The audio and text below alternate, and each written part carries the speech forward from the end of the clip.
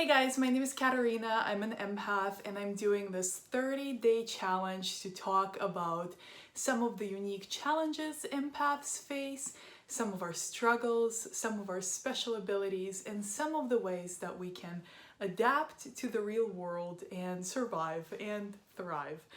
So today I actually want to talk about the meaning and the significance and the importance of disconnecting.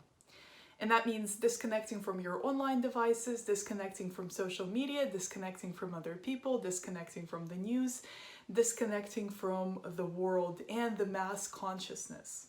Now, I've done quite a few videos at this point, and all of them are listed down below.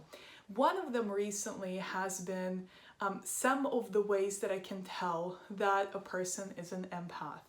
And in one of these, I have talked about how empaths usually struggle with disconnecting.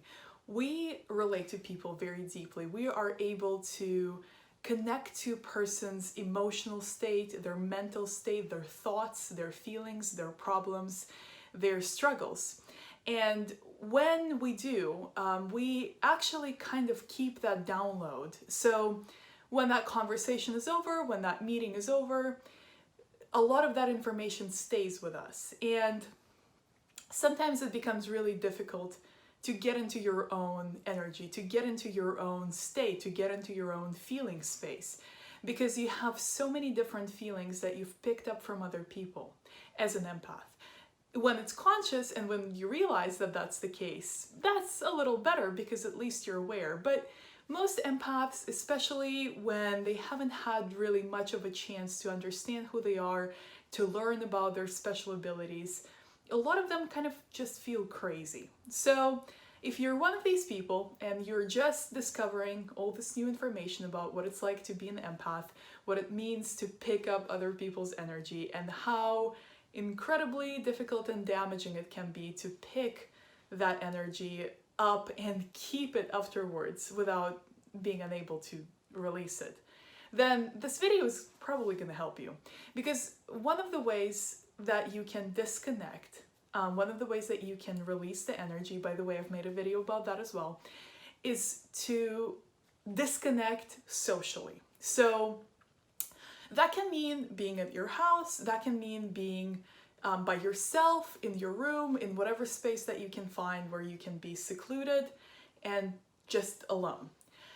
But even when you're alone, in our social age of technology, social age of constant communication, social age of being online pretty much 24/7 with our phones, with our other mobile devices, it's important that when you do find that alone time as an empath, that you disconnect digitally. That means you have to put your phone in the airplane mode so that you're not tempted to check on social media.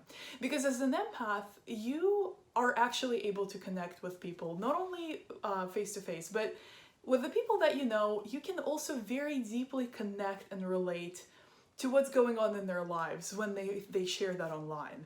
And if you're constantly checking and seeing the new notifications, seeing the new posts, seeing the new emails, seeing the new messages pouring in, even if you're alone, even if you've dedicated some time to being alone and kind of releasing that energy that you've picked up from people, by being social on social media, using the internet, you are actually not giving yourself a chance to disconnect.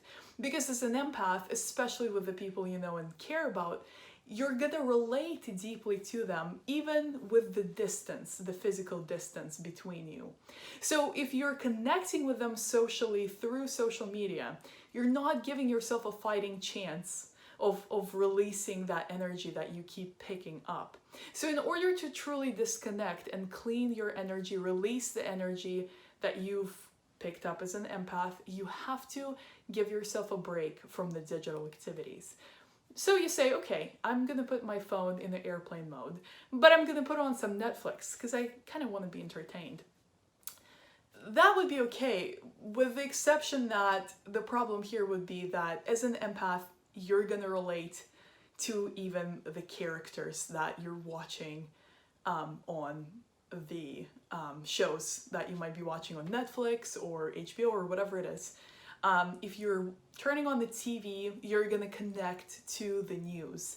If there are any disturbing news about things going wrong in the world, which is usually what the news are about, there's a saying in the news world that says, if it bleeds, it leads, which means the more damaging, disturbing information you can put out there, the more people are going to pay attention. If you're watching the news, if you're watching some kind of a drama show, again, to grab attention, the shows must put in some drama or some emotional stuff. As an empath, you're going to connect to these emotions. Now, I'm not saying you're going to connect to the actors as people necessarily, but you're going to deeply connect to these issues. Do you sometimes watch an ad and then you find yourself in tears? Do you watch a show and you are deeply disturbed by the problem that it's talking about, even though it might just be an imaginary story?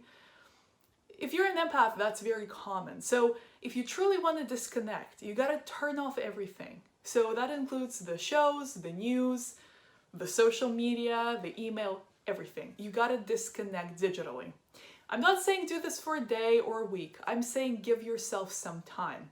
If you tend to get overwhelmed and extremely anxious and even borderline depressed with other people's problems, with the emotions you pick up from other people, with other people's energy, then in order to let that energy go, you have to disconnect temporarily. But you got to give yourself a window of opportunity to truly disconnect.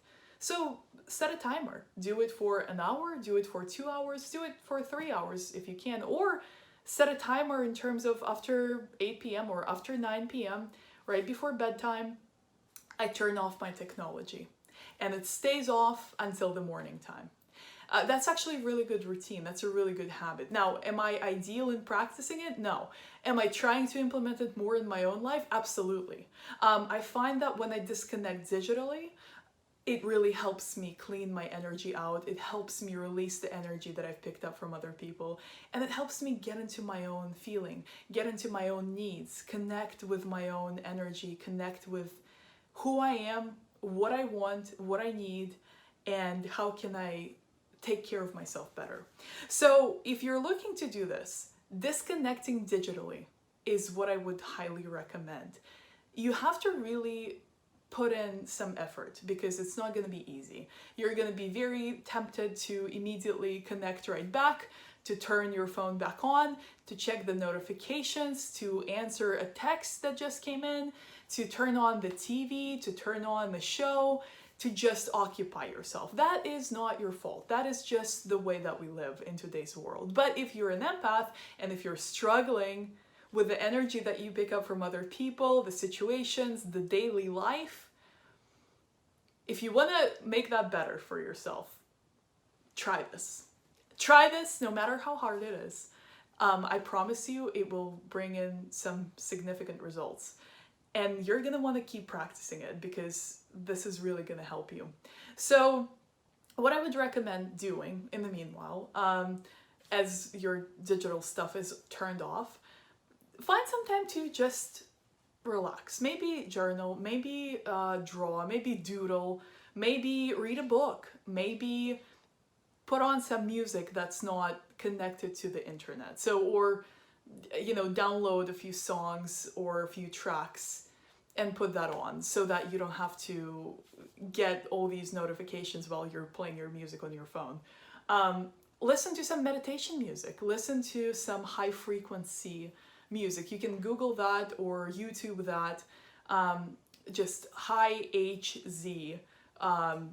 Just even put HZ and you're gonna see all these tracks that are an hour long, 2 hours long, 3 hours long. Now you don't have to play for that long, but they all have higher vibrational energies that can clean you out, help you clean out. They all sound very nice. It can be like sounds of the ocean, sounds of the birds, sounds of the forest. But they are wired in a way that, you know, sound can be very healing. So they are created in a way that with these higher frequency sounds, your own frequency can rise significantly, and you can actually feel it. So check those out. You can find those very easily. And these are longer tracks, but again, if you're setting a timer and you're really putting in the effort to disconnect, this can actually be good because you know that while the track is playing, your time is still going for the disconnectedness to keep happening. So that's one of the things you can do. Of course, just being is also good practice. Just being, not doing anything, not watching or hearing or consuming anything, not saying anything, and trying not to think anything, which can be a lot more challenging to do than it is to suggest. So, but that's a good practice. If you can practice being in the present moment without necessarily doing stuff, without being present with other people's energies, without constantly communicating or constantly seeking connection with other people, you can really truly disconnect and you can really truly let some energy go. Being with yourself is hard for most people. That's okay, that's not just you. But if you can practice that and if you can train yourself to be more present with yourself, you're gonna be amazed as to how powerful that can be in terms of creating this appreciation for the present moment, creating the stress relief, creating the safe space where you can just be. So again, if you can journal, if you can write down some thoughts to let them go, if you can write down some of the events that happened, that can also be helpful. But in that time while you're disconnecting, one of the practices that a good friend recommended to me as an empath, also an empath, is to, if this is the end of the day and you're giving yourself this time at the end of the day, then another good practice can be to rewind the events of the day, just kind of as if it was a video and you were just rewinding it backwards. Think of all the events very quickly, but in reverse. So everything that happened most recently to everything that happened at the very beginning of the day. And that can kind of let you release all of the things that happened, all the conversations that took place, all of the energies that you picked up, all of the people that you talked to. It can kind of feel like you're cleaning it out, like you're putting it back to where it came from.